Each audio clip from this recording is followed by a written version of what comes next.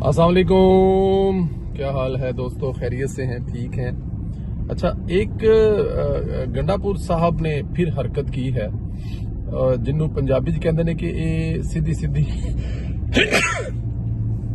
जज़ाकल्लाह खैर। अच्छा, एनू कहते हैं कि जी सीधी सीधी रंगबाजी कह लो, सीधा सीधा मतलब कि लड़ाई कह लो।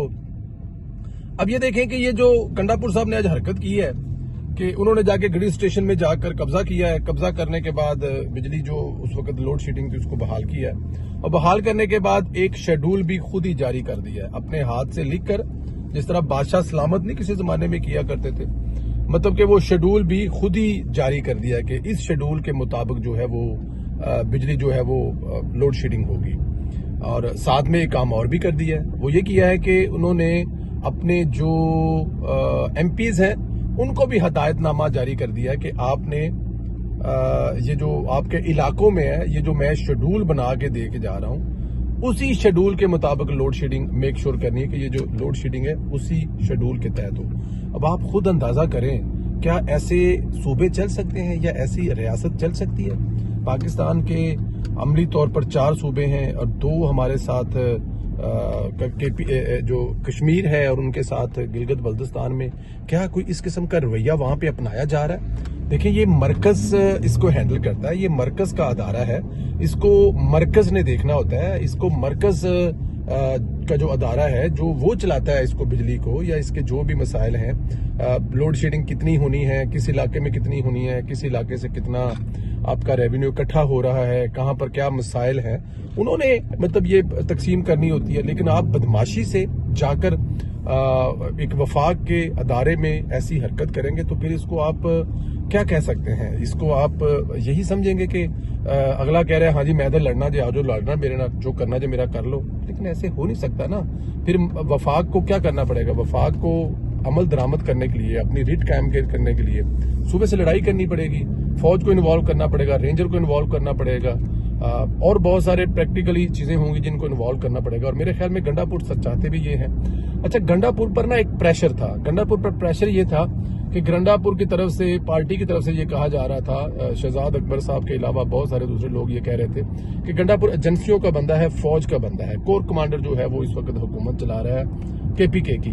तो शायद उस प्रेशर को कम करने के लिए गंडापुर इस किस्म की हरकतें कर रहा है। लेकिन ये हरकतें वो कम होनी नहीं है, या इस तरह चीजें करने से वो बात नहीं बननी कि आप पीटीआई के वजीर आला हैं या फिर आप इमरान खान के वजीर आला हैं।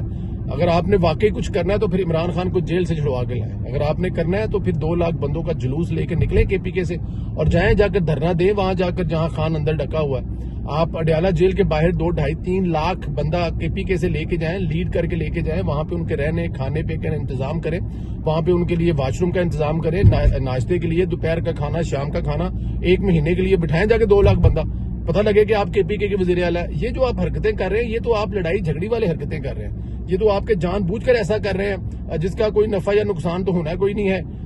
आपको तो कम से कम नहीं होना, ना ही केपीके के जो इमरान खान के लवर्स हैं या उनको कुछ होना है। इमरान खान के जो लवर्स हैं, इमरान खान के जो मोहब्बत करने वाले हैं, इमरान खान जो फॉलोवर हैं, वो ये कह रहे हैं कि जनाब आप तशरीफ लाएं, आए और आकर वो काम करें जो वो कह रहे हैं। और वो काम क्या है?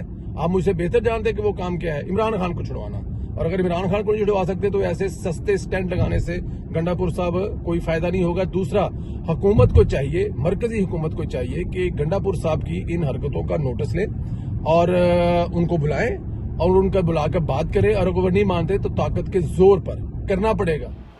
दोस्तों, पीटीआई जो है वो पीटीआई को पाकिस्तान के चाइना के साथ जो तलकात ज़ाहिर है खान साहब के दौर में बेड़ा गर्क हुआ था, वो बेहतर होते हुए नज़र आ रहे हैं। वज़ीर-ए-आज़म का और आर्मी चीफ का जो दौरा था वो पीटीआई से हज़म नहीं हो रहा, इसलिए पीटीआई ने एक गैर मारूफ वेबसाइट के ज़रिए पाक चाइना तलकात पर प्रोपोगंडा कराया और इसको वायरल किया। इस प्रोपोगंडे पर चीनी हकाम ने यूथियों को जनाटेदार थप्पड़ रसीद किए और प्रोपोगंडे की जो है वो तरदीद भी की है। तर्जमान चीनी वजारत ख़ारजा का कहना है कि पाक चीन तलकात के बारे में गलत प्रोपोगंडा किया जा रहा है। वज़ीर-ए-आज़म शहबाज शरीफ का दौरा चीन एक संगे मील और कामयाब है। तर्जमान चीनी वजारत ख़ारजा ने सोशल मीडिया पर मनफी प्रोपोगंडे पर रद्द-ए-अमल ज़ाहिर करते हुए वज़ीर-ए-आज़म शहबाज शरीफ के दौरा चीन को एक संगे मील और कामयाब ہے جو دونوں ممالک میں خوشحالی لائے گا۔ ترجمانی وزارت خارجہ کا کہنا ہے کہ وزیر اعظم شہباز شریف کے اس دورے نے بہت سی راہیں پیدا کی ہیں جس سے لوگوں کو فائدہ ہوگا۔ ترجمان وزارت خارجہ نے کہا کہ وزیر اعظم شہباز شریف نے چینی صدر شی جن پنگ سے بھی ملاقات کی جو دونوں ملکوں کے درمیان تعلقات کو سٹرونگ کرے گی اور مضبوط کرے گی۔ اندازہ کریں کہ چین یوتھیوں کے پروپیگنڈے پر مسلسل تردید کر رہا ہے اور تعلقات کی بہتری کی نوید سنا رہا ہے، لیکن یوتھیے مسلسل پروپیگنڈا کر رہے ہیں۔ اچھا، جس ویب سائٹ کو اخبار بنا کر پروپیگنڈا کیا جا رہا ہے، اس کی کریڈیبلٹی یہ ہے کہ اس جریدے کو پہلے ماہانہ پرنٹنگ میگزین کی شکل میں لانچ کیا گیا۔ فائنانس کی کمی اور خسارے کے باعث میگزین کو پرنٹ کی شکل بند کرنا پڑی اور پھر آن لائن ویب سائٹ جاری رکھنا پڑی۔ ویب سائٹ اس وقت واشنگٹن امریکہ سے چلائی جا رہی ہے اور یہ حقیقت کسی سے ڈھکی چھپی نہیں ہے کہ امریکہ کو پاک چائنا تعلقات اور بالخصوص سی پیک پر ہمیشہ سے تحفظات رہے ہیں۔ امریکہ میں پی ٹی آئی نے کئی لابنگ فرم ہائر کر رکھی ہیں جن کا کام بھی ایسی مہم چلانا ہے۔ یہ چیز بھی قابل غور ہے کہ جو میگزین ایک کارپوریشن چلا رہی ہے جس سے پیسوں کی کمی کے باعث پرنٹ بند کرنا پڑا، اس میں پیڈ کانٹینٹ جو ہے وہ چھپانا یا اس کی تشہیر کرنا یا اس میں کرنا کتنا مشکل ہوگا کہ ایک ایسا ادارہ یا ایک ایسا اخبار جو اپنے پیسے نہ ہونے کی وجہ سے بند ہو گیا، وہ کتنا مشکل ہوگا اس کو۔ میرا نہیں خیال ذاتی طور پہ کہ وہ آپ ان کو ریچ کریں، کہیں جی کہ 5 7 10 15 20 ہزار ڈالر دینے ہیں تو چھاپ دیو، وہ کہیں گے لے آؤ دیو جی چھاپ دینے کی فرق پہنتا ہے۔ اور پھر سی پیک اور چائنا تعلقات سے بھارت کو بھی کافی مسئلہ ہے۔ جس ویب سائٹ نے دورہ چین اور پاک چائنا تعلقات کے خلاف سٹوری شائع کی، اس کی اشیاء میں ایڈیٹر ایک بھارتی خاتون ہے اور پروپیگنڈا چند ہی گھنٹوں میں کھل کر سامنے آ گیا۔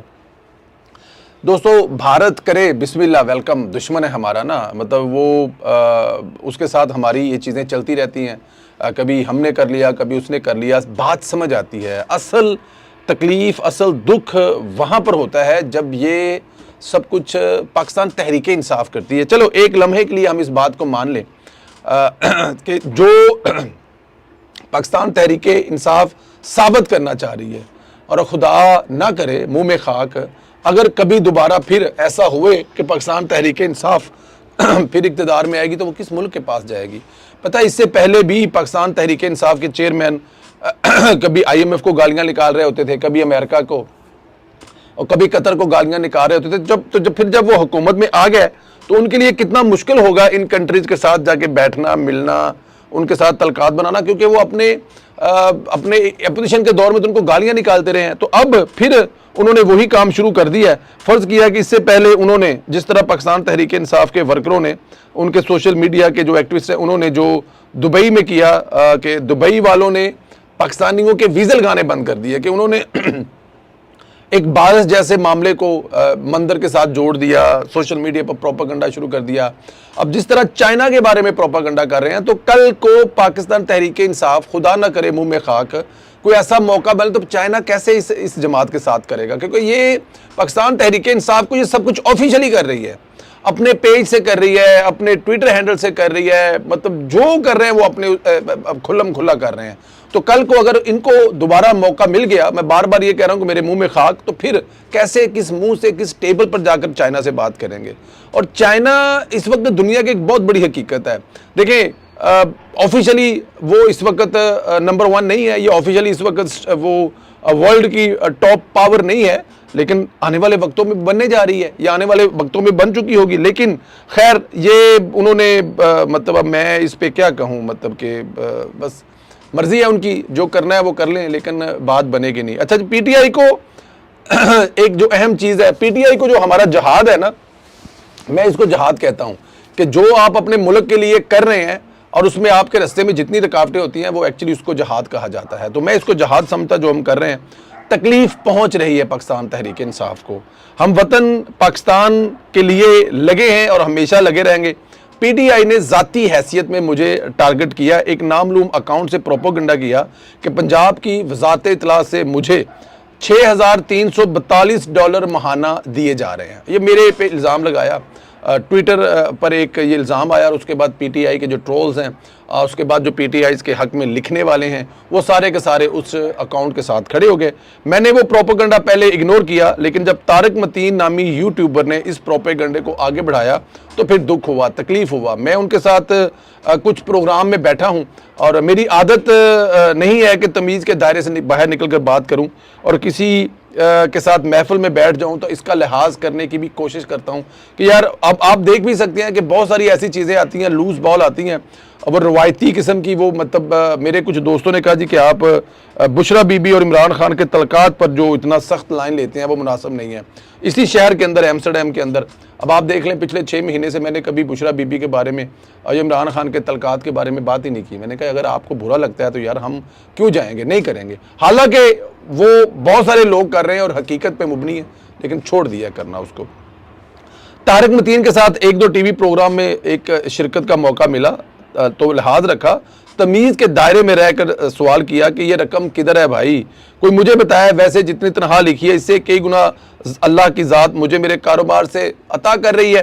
طارق متین کو بلکہ میں نے اس میں طارق متین صاحب کو بڑے پیار اور محبت سے لکھنا شروع کیا اور اس میں بڑی محبت سے لکھا اس کو لیکن آپ کے ساتھ 1-2 شو میں بیٹھنے کا موقع ملا ہے, مجلس کے آداب کے تحت عزت کرنے لگ گیا تھا.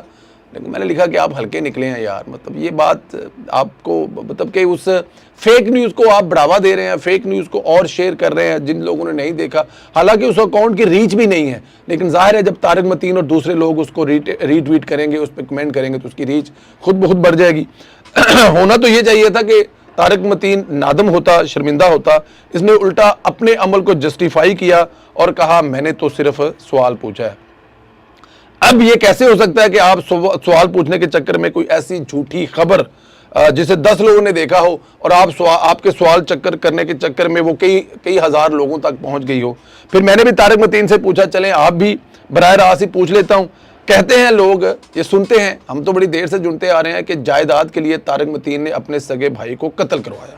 نہ مجھے اس بات کا پتہ ہے, نہ میرے پاس کوئی گواہ ہے, نہ میں نے دیکھا ہے, نہ طارق متین کو کبھی ملا ہوں, نہ ہی مجھے اس خبر کے بارے میں کنفرم ہے.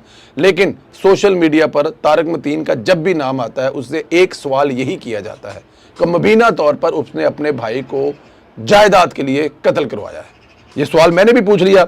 چلیں تو ابھی تو آپ جانتے ہیں کہ آپ اپنے اس چکر میں گھٹیا قسم کی ایک فیک نیوز جو ہے وہ پھیلا رہے ہیں. بہرحال میں نے فیصلہ کیا ہے امریکہ سے جس یوتھی نے جھوٹی خبر کو پھیلایا ہے اس کا پیچھا کریں گے, ڈھونڈیں گے کہ وہ کون ہے.